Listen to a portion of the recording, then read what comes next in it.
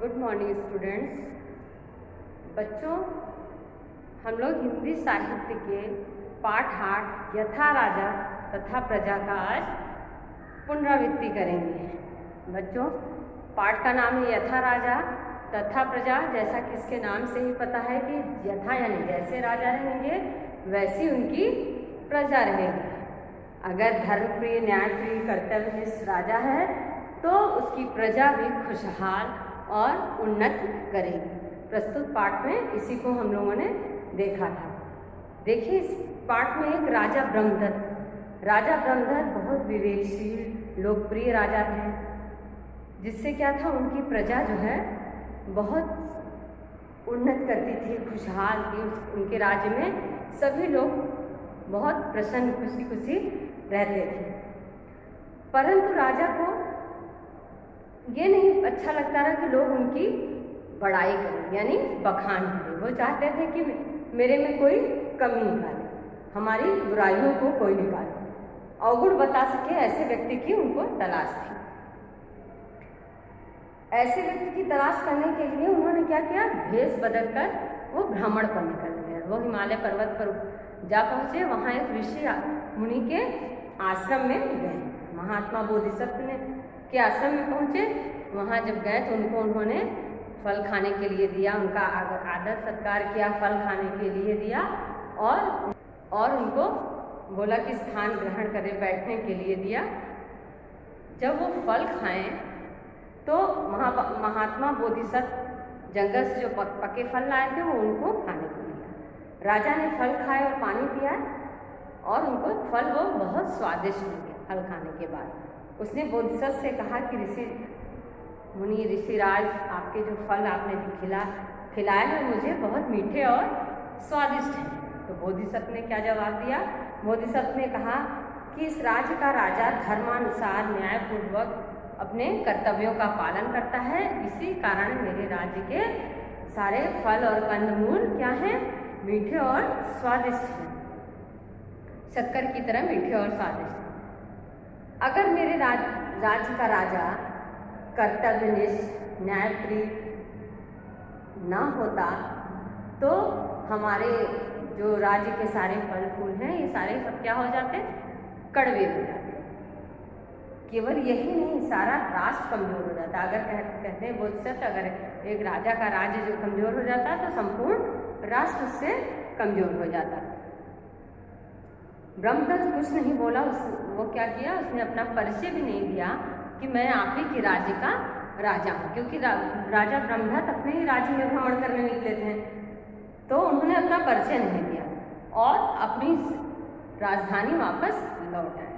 महात्मा बोधिसत्व के कथन की परीक्षा लेने के लिए कि यहाँ राज्य का राजा न्यायप्रिय, धर्मप्रिय और कर्तव्यनिष्ठ, इसलिए फल फूल मीठे हैं ये परीक्षा लेने के लिए उसने क्या किया, ब्रह्मदत्त ने अपनी प्रजा पर क्या करना, अन्याय करना शुरू कर दिया। अन्याय करना शुरू किया और कहा कि मैं अन्याय से राज करूँगा और देखूँगा कि बोधिसत्व के बातों में कितनी सच्चाई है, कितना सच जो है बोधिसत्व ने कहा है, इसकी मैं परीक्षा लूँगा कि राजा न्यायप्रिय होता तो फल और कंदमूल जो है स्वादिष्ट होते हैं, और राजा न्यायप्रिय होता है तो सारे फल और कंदमूल जो है वो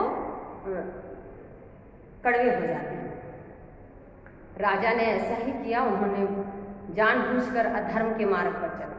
राजा क्या किए, जानबूझकर अधर्म के मार्ग पर का अपना रास्ता अपना लिए और कुछ समय बीत जाने के बाद बोधिसत्व के आश्रम में वो पुनः पहुँचे। कुछ समय जब बीत गया तो वो पुनः जो है बोधिसत्व के आश्रम में पहुँचे। बोधिसत्व ने फिर पके फल ब्रह्मदत्त को खाने के लिए दिए। राजा ने फल बड़े ही चाव से खाए और फल थूकते हुए पूछा, ऋषि ये इतने कड़वे क्यों हैं? दोबारा जब ब्रह्मदत्त ने फल खाया तो उनको वो कड़वे लगे, तो उन्होंने फल को थूक दिया और पूछा कि ये फल इतने कड़वे क्यों हैं? बोधिसत्व ने जवाब दिया, वत्स, राजा के अधार्मिक और अन्यायी होने पर जंगल के फल कंदमूल सब कुछ क्या हो जाते हैं, कड़वे हो जाते हैं और स्वाधीन हो जाते हैं। यही नहीं, सारा राष्ट्र जो है कमजोर हो जाता है।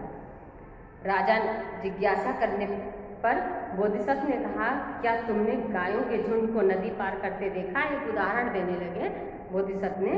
नदी पार करते समय सबसे आगे चलने वाली गाय यदि अपना मार्ग बदल दे तो अन्य गाय भी अपना मार्ग बदल देती हैं। राजा भी अपने राज्य का, उसी प्रकार से राजा भी अपने राज्य का नेता होता है। यदि वह टेढ़े मार्ग से, गलत काम करेगा तो उसकी प्रजा भी उसी का अनुकरण करेगी और उसी की तरह वो भी कार्य करेगी। ठीक है। और राजा के अधर्म होने पर प्रजा भी अधर्मी हो जाएगी और सभी लोग जो है इस प्रकार राजा के अधर्मी होने के साथ साथ राज्य में पूरा चारों तरफ दुख फैल जाएगा। इस प्रकार मनुष्यों में जो श्रेष्ठ होता है वही नेता माना जाता है। यदि वह धर्म का अनुसरण करता है तो समाज के लोग धर्म का मार्ग अपनाते हैं। यदि वह अधर्म का अनुसरण करता है तो समस्त समाज के लोग अधर्म का मार्ग अपनाते हैं। बोधिसत्व से यह शिक्षा प्राप्त कर राजा ने अपने परिचय दिया। वह विनय पूर्वक बोला, महर्षि, मैंने ही फलों को मीठा किया, फिर मेरे ही कारण ये फल कड़वे हुए, अब फिर उन्हें मीठा करूँगा और कड़वा कभी नहीं होने दूंगा। ये जो फल जो है मीठे थे वो कड़वे हुए, उनको अब कड़वा कभी नहीं होगा। बोधिसत्व को प्रणाम कर ब्रह्मदत्त वापस अपनी राजधानी लौट आए और प्रजा से न्यायपूर्वक और धर्म परायण होकर अपने प्रजा के साथ अच्छे से उन्होंने कार्य करना आरंभ कर दिया। बच्चों, हम लोग यथा राजा तथा प्रजा कहानी में देखे कि जिस प्रकार राजा थे वैसे उनकी प्रजा थी। राजा जब धर्मप्रिय, न्यायप्रिय, कर्तव्यनिष्ठ था तो उसके प्रजा भी उसी तरह थी, उनका अनुकरण करके चलती थी और चारों तरफ खुशहाली थी। और जब राजा अधर्मी हो गया तो प्रजा भी उनका अनुसरण करके गलत अन्याय के मार्ग पर चलने लगी और गलत कार्य करने लगी, जिससे चारों तरफ दुख व्याप्त हो गया। लेकिन राजा ने अपनी परीक्षा लिया था। बोधिसत्व के द्वारा जो कहे गए वचन थे उनको वो गलत सिद्ध करने गया था। क्या उनके कहे हुए वचन क्या सत्य है, यह उन्होंने इसकी परीक्षा लेने के लिए ऐसा किया था। जब उनको ये पता चला कि ये बात सत्य होती है तो उन्होंने कहा कि आज के बाद ये कभी भी फल जो है कड़वे नहीं होने दूंगा। बच्चों, हम लोगों ने पाठ पढ़ लिया, समझ लिया, पाठ को संक्षेप में देखा कि पाठ में क्या बताया है। अब हम इसके प्रश्नों को देखेंगे। राजा पहला है, राजा ब्रह्मदत्त भेष बदलकर किस प्रदेश में पहुँचे। हम लोग ऑलरेडी एक शब्द में उत्तर 2 प्रश्नों के कर चुके हैं, लेकिन फिर भी हम लोग एक बार फिर पाठ के साथ देखते हैं कि राजा ब्रह्मदत्त भेष बदलकर किस प्रदेश में पहुँचे थे। कहाँ, किस प्रदेश में पहुँचे थे राजा ब्रह्मदत्त भेष बदलकर? बताइए। हिमालय प्रदेश में। बोधिसत्व ने राजा को क्या कहकर संबोधित किया? बोधिसत्व ने राजा को क्या कहकर संबोधित किया? क्या बोला बोधिसत्व ने राजा को? उन्होंने बोधिसत्व ने राजा को क्या कहकर संबोधित किया? वत्स कहकर संबोधित किया। राजा अपने राज्य का क्या होता है? क्या होता है राजा अपने राज्य का? नेता। दूसरी बार राजा को फल कैसे लगे? दूसरी बार राजा को फल कड़वे लगे। नेक्स्ट है राजा विस्तार से आंसर। राजा ब्रह्मदत्त को किस प्रकार के व्यक्ति की तलाश थी? किस प्रकार की? राजा ब्रह्मदत्त को ऐसे व्यक्ति की तलाश थी जो उनके अवगुणों को ढूंढ सके, यानी उनकी कमियां निकाल सके। महात्मा बोधिसत्व ने मीठे फलों के रहस्य के बारे में क्या बताया? क्या बताया महात्मा बोधिसत्व ने? कि जिस राज्य का राजा धर्मप्रिय, न्यायप्रिय एवं कर्तव्यनिष्ठ होता है उस राज्य में चारों तरफ खुशहाली व्याप्त होती है। फल फूल कंदमूल सब कुछ स्वादिष्ट एवं मीठे होते हैं। और जिस राज्य का राजा अन्यायप्रिय और अधर्मी होता है उस राज्य में चारों तरफ दुख व्याप्त होता है और उसके फल कंदमूल सब कुछ क्या हो जाते हैं? कड़वे हो जाते हैं। दूसरी बार ब्रह्मदत्त को फल कड़वे क्यों लगे? क्यों लगे? क्योंकि अपने राज्य के साथ वो अधर्म का मार्ग अपना लिया था, इसलिए उसको फल जो है क्या लगे? कड़वे लगे। अंत में ब्रह्मदत्त ने क्या संकल्प किया?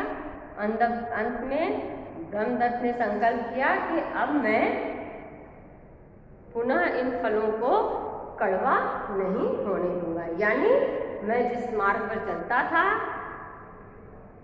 धर्मप्रिय था, कर्तव्यनिष्ठ था, उसी मार्ग को अपनाऊंगा और अपने राज्य में चारों तरफ खुशहाली लाऊंगा।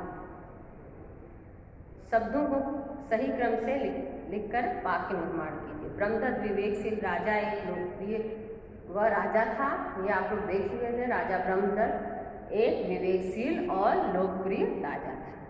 जंगल महात्मा बोधिसत्व को पके से लाकर फल थे खाते, तो जंगल से महात्मा बोधिसत्व पके फल लाकर खाते थे। फिर बोधिसत्व फल पके ने ब्रह्मदत्त खाने को दिया। फिर बोधिसत्व ने पके फल ब्रह्मदत्त को खाने को दिया।